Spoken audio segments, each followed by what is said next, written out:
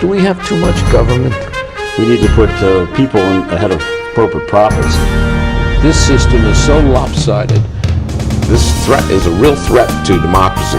And I think that's really important. That's something we haven't been doing in this country for a long time. Where do you start? What do you do? How do you do it?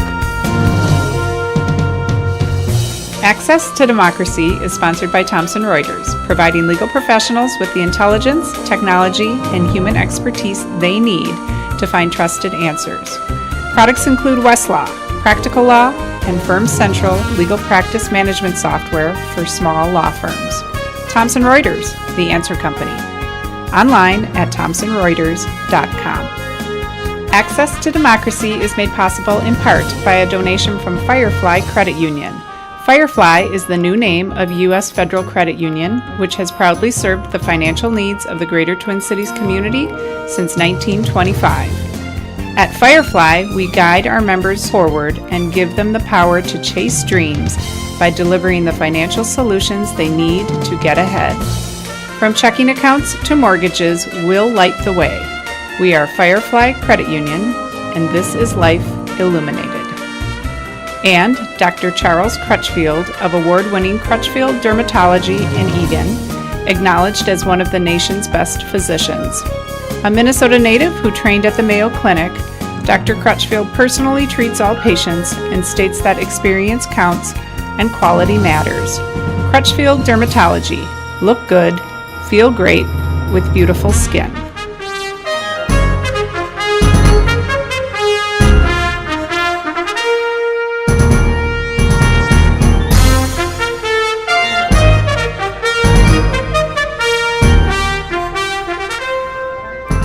Welcome, Access to Democracy returns, and we have a guest that I've wanted to have on the show for a long time.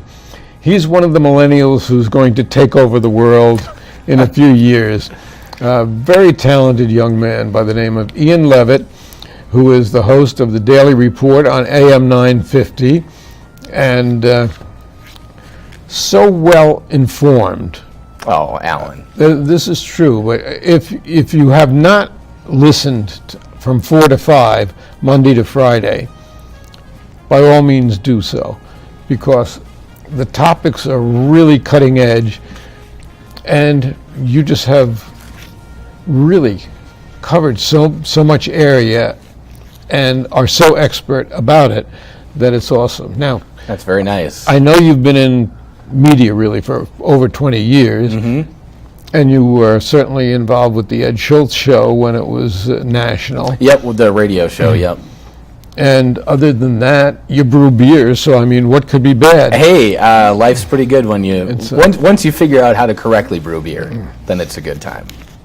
Now, as a millennial, you were early in support of the candidate who I was very early in support of, a fellow by the name of Bernie Sanders. Yeah. Who, as we sit here today, is in the Vatican. That's right. That happened very quickly. They just had the debate last night. Today he's in the Vatican, and that's really moving along. And the country, if the right wing retains control of the country, is just going to hell in a handbasket. I mean, you had a segment on the show yesterday about this new law that they're trying to push through in Kansas. Yeah. And we're seeing all these laws across different states regarding transgender people, issues about who's going into what bathroom, and Kansas had an especially interesting provision. I don't know if it's going to pass at the end of the year, but it essentially put a $2,500 bounty on these individuals, saying if you see a transgender person in your bathroom, the state of Kansas is going to give you $2,500 every time for psychological distress, when we know who's actually going through psychological distress in that situation. And that's the state of Kansas, actually. Yeah. We've had so many Midwestern and Southern states come up with these bizarre laws. Mm-hmm. And it's interesting because here's Kansas under Brownback, that is on the verge of bankruptcy. They follow this let's cut cut taxes philosophy without any compensation to make up the difference. And, Mississippi, Alabama, Louisiana, as you go from state to state, Florida is another one. Georgia had its problems too. It's a step back into the Middle Ages.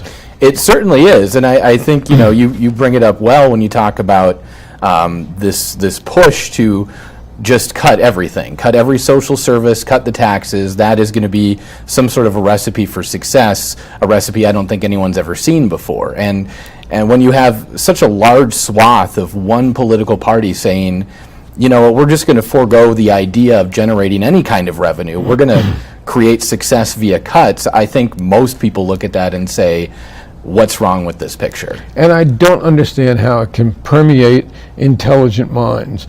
I mean, we have it right here in the state of Minnesota with the Republicans and Kurt Dowd. We have a surplus. Their first reaction, give it back. Right. And give more back than what we even have in the first place, yeah. What about our roads? What about our bridges? We had one fall into the Mississippi River. People were killed. What about the needs, not only of infrastructure, education, health, otherwise? I don't understand that philosophy now. Maybe people my age mostly are very conservative, but it never moved into my area. Well, and frankly, Alan, I think that word conservative has been hijacked to mean something that it didn't used to mean. It is now synonymous with what we're talking about here. Conservative means you cut taxes at all opportunities, you never generate revenue, and I think people who traditionally called themselves conservatives even 10, 20 years ago don't recognize this brand of it anymore. I think that's absolutely true. Of course, the Democrats got lazy. The Democrats let 2010 happen. Absolutely, and 2014 for that matter. For a good deal of it. And we got stuck with Tea Party people who are just irrational when it comes to governing. We have moved to a point where God has become very much a part of government in the minds of many of these people. There was an article in the paper today, and I don't remember the state, that wants to make the Bible the official book of the state. Tennessee, and the governor has vetoed that. Oh, he did? Even in Tennessee, the governor has enough sense to say, all right, we're going to put the brakes on this a little bit. Yeah. I mean, the separation of church and state is crucial, and we're seeing that distorted in a very new way, I think. In a very dangerous way. In many cases, yes. If you want to make, something, make it the state book, go to Playboy. But well, they're cleaning up their act too, I hear. Yes, they are. Yeah, yes, they are. You talk about educated people and good thinkers still voting Republican or voting for some of this conservative ideology. And when you introduce me, you talk about how many stories I talk about and the importance of them. I tell you, Alan, I maybe talk about a sixth of the amount of stories that I read through every day, and not because other ones don't deserve attention, just because of the time constraints. And I think that lack of awareness of what's really going on in the world, thanks to things like corporate media that spend their time on a lot of issues that don't matter. I think people who are very intelligent, very strong thinkers, aren't exposed to a vast majority of what's really going on around them. Well, I come out of New York, both New York politics, which not necessarily is a plus, but I was involved for many years, but also New York, that gave us Jacob Javits, that gave us John Lindsay on the Republican side. Those people would be drummed right out of the party today. Well, that's what I'm saying about conservatives. 20 years ago, that term just meant something different than it does now. I mean, Justice Paul Anderson was elected after being appointed by Arnie Carlson as a Republican originally. Here's a man who has moved with the times, obviously now retired from the bench, but who has such a fair outlook on things that, you know, they would never let him get the nomination in the last decade, let's say. And where is that moderate voice in the party now? That's been a big question of mine. I don't know. It's Donald Trump. You know, you talk about 10 and 2012 or 2014. That's the inevitable result. They ushered in people during that period and said, you know, come on with the party. We're with you. You're with us. We're all one family. A lot of those people have realized in the last 4 or 6 years that by no means was the Republican establishment looking to help them with their goals. Absolutely. And now you have a Donald Trump. I mean, I was as surprised as many people for a few minutes, but I get it And now. people gravitate to him because they are so unhappy. The top 1%, as Bernie Sanders says so effectively, controls so much of not only the income, but the new income that gravitates to the top. We have lost jobs. We have lost money. People are making less than they made a decade ago. Yep. We are the only nation that doesn't provide health care to everybody.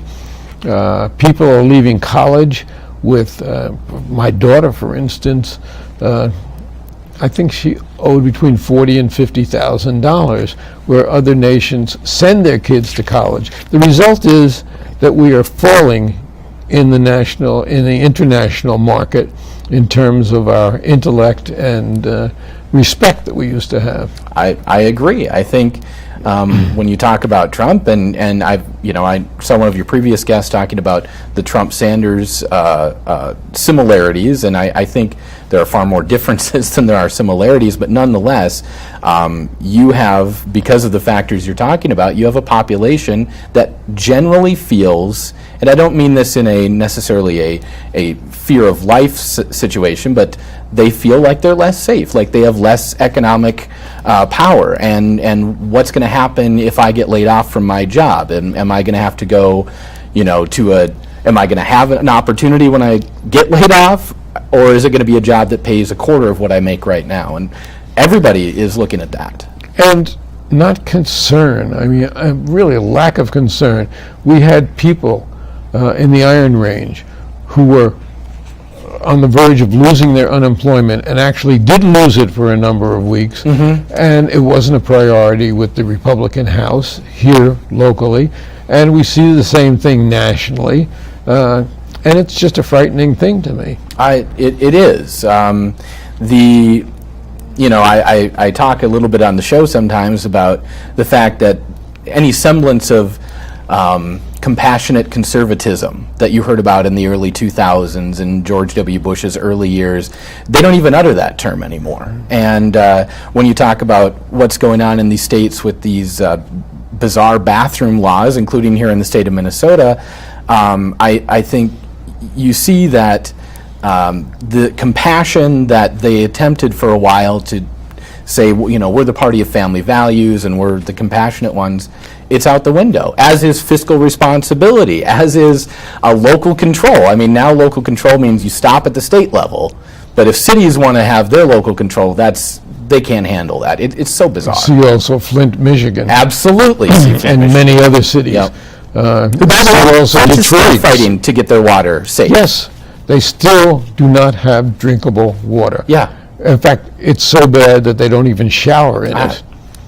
And I have family from Flint, none that live there anymore, but that's a generation back. I had a lot of family members who were part of, the GM, and when we still made cars here in America, and especially in Michigan, I guess they still make a few, but the generation behind me, or I should say in front of me, that's just all dead and isolated now. You go out to a Flint, Michigan area and you see giant buildings for miles that have nothing in them. And Detroit. It's the same. And here in St. Paul, Ford moved away, and yet they're opening a new plant in Mexico that's going to have 3,200 jobs. Right. What happened to all the people who spent all those years working for Ford here in Minnesota? What concern was there for them? They're yesterday's news. a little buyout, and how long is that going to last? We haven't retrained these people. We haven't really adopted to any great degree wind power or sun power. And, We're getting there. I feel confident we're really getting there. Slowly, yes. Oh, there's an entire industry of fossil fuels trying as hard as possible to put the brakes on that. And they're still somewhat effective. Oh, yes. Oh, Yeah. yes.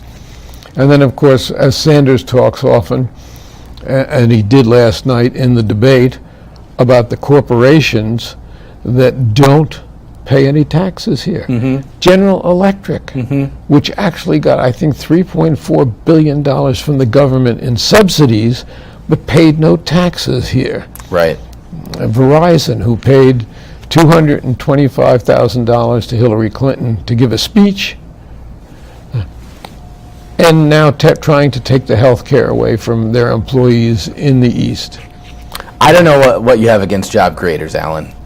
I don't know. No, you're absolutely right. That is that we're going full force in that direction, and some of these conservative policies that unfortunately a growing number of Democrats are joining on with as well just say all you do is you pump money to the people that have the most money, Well, and a then we'll have a good system result. that makes people raise money to perpetuate themselves in office. And then you can look at England, where they have 6 weeks of campaigning, and they don't have these people, they don't have lobbyists writing the laws, and they don't have legislators being force-fed money. It's an entirely different system, but somehow or other it has just run away and gone amok here. It certainly has. Yeah, I can't disagree with that. It's you see, I see a story about it, if not multiple stories about it every single day, and unfortunately, the effect of that after time is people become numb to it, right? I mean, and that works out to the corporations that keep doing it. Absolutely. Yeah. Another thing that's coming up, and it's not going to go away, is the Trans-Pacific Partnership. Yep. Well, we have seen what these trade agreements have done to us in the past. NAFTA is a perfect example. Yes. And we were fed a lot of pap, and it sounded really good, but the fact of the matter is, it creates an unlevel playing field. It gives a tremendous advantage to corporations overseas, and we can't compete with them here. It's so counterproductive that it just cries out to me, why doesn't somebody stand up? Not even, as you said, not even enough of the Democrats, because they're busy in perpetuating themselves also. Well, certainly, and you know, in some cases that is of their own will. In other cases, as I think Representative Nolan has talked about very well, if you're in the House, the vast majority of your time is spent fundraising. And can you imagine, I mean, I think about this with the president all the time. He's got the same 24 hours in the day as I do, as does any congressman, as does any senator. And if you are being distracted by those things night and day and inundated with fundraising here and campaigning there and saying the right thing here, what time do you have to talk about real policy or even understand it to that end? And especially when you get a bill that's 900 pages and you get it a day before it's to be voted on. Yep. How many things have been slipped into that bill? How many times have we seen it in recent years that bill contains really some frightening provisions Yep. that become law, even bills that people have had to vote for. And Sanders raised this, where he voted for a bill because it had many good things in it Right. that outweighed the dangerous things that were in it.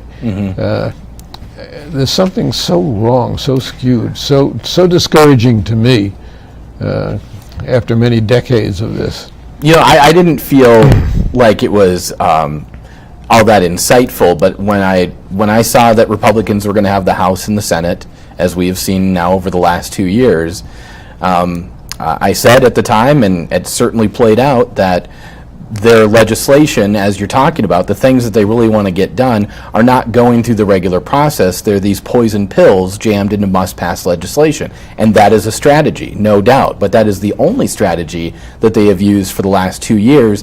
And that sort of stuff is almost, I don't know if you would call it wonky. It's certainly not in the news cycle. And so back to what we were talking about earlier, people don't pick up on. And we're how lucky these that things we had happen. a stopgap called Obama, who has disappointed me in many ways, but who has had an incredible presidency, notwithstanding the things that he has accomplished. Yeah, if you can imagine McCain or Romney during these last 8 years. Even with everything that has been thrown in his path as obstacles, he has really accomplished so much. He has. And aside from the issue you mentioned with the Trans-Pacific Partnership and a few of my issues with the lack of prosecution of financial crimes, I'm very, I agree. I think he's done everything he possibly can to get something done. A little bit too much involved with the military aspect of the military-industrial complex. Continuation, And a certainly. continuation of wars that do nothing but rob us of really lives that we could ill afford to just throw away Yeah. and create, quote, collateral damage where innocent people are killed in their homeland. Where is it up to us to arrange regime change? And this again was brought up in the Democratic debate in terms of Secretary Clinton's record in that regard. Yeah. I don't think it's for us to determine. That's one of the issues that I have some optimism about, only because it's something that is getting more bipartisan support. I mean, when you look at what's happened in the Republican primary, and you look at where a lot of the voters are on more war and more interventions, many of them, a growing number of them, along with many people on the left, are not for that. And I think that is one of the things that's starting to shift. Now, can that influence the military-industrial complex enough to change things? It's going to take some time, but I do see that change, especially after we saw what's happened over the last 10, 15 years, not only as you speak about with the countless lives lost, but with the amount of economic impact that's had to us and the drain on our military. People are not I don't think, as quick to jump on that, and it's not just Republicans or Democrats, it's people in general. And I think we have 143 bases overseas, something like that. We have become the world's policemen, whether we want to or not. Yeah. And maybe to some degree, some of it is necessary to protect people. But again, it falls back on us. Right. The payment of the greatest amount of money into the United Nations falls back on us. And we could go right down the line. Another disaster we have right now, the Senate refusing to follow the Constitution in terms of the ninth justice of the Supreme Court. Yeah. And I think the president has done has made an interesting move in nominating someone that traditionally Republicans wouldn't have that much of an issue with. I personally wish that the day after the election, when I do believe, at least at the presidential level, that Democrats will retain that seat, I wish that the president would the next day say, okay, I'm pulling this Garland nominee, and we're going to put someone in that is more on the Democratic side. I don't think he's going to do that. I think he's making a bargaining chip right now to get the TPP passed in special session. I think he's going to stick with his choice there. I think he will too. Interestingly enough, Sanders said he would stick with the president's choice there. Hillary did not. She that's news to me. I didn't realize he took last that night in the position. debate. Okay. It came up, and she felt that she was not bound by what this administration did, if I understood her correctly, and I think I did. Certainly. But that was a very interesting move. Well, I think there's a very good chance, this session, they call it the lame duck session. This is where a lot of these poison pills find their ways into bills. A whole year they call a lame duck session. Yeah, that's true. They've been calling the president a lame duck president for a long time. I don't know if they understand what the meaning of that. I call it a dead duck session because... Well, what's going to happen there is going to be, that is, of course, the shopping season. That's December. That's when people are definitely, the election's over. Okay, let's check out. Let's turn and look pay attention to something else, and that's a prime opportunity for Congress to go ahead and quickly do a lot of things they didn't want to do when people were watching. And I think we very well may see a vote on Garland in that lame duck session, but I also think that they're going to try and vote on the Trans-Pacific Partnership as well. Well, I think so too. And insofar as Garland is concerned, they're going to say, let's grab him and hang on to him because he is better than anybody who is going to be put up afterward Right. by either Sanders or Clinton, That's whoever. right. Because a Democratic Senate and a Democratic president would pick someone different than Garland. Yeah, I do believe. And he's got a wonderful record. Sure. But I wrote an article not too long ago also, the fact that we have 9 justices in a full court. Well, before the death of Scalia, we had 6 Catholics, 3 Jews, all of whom were educated either at Harvard or Yale law schools, except one who finished at Columbia. Not representative of the broad scope of this country, not representative of the fact that the Protestant religion, to say nothing of Islamic Sure. religion, etc., are not represented there. And the court has not been representative in that regard.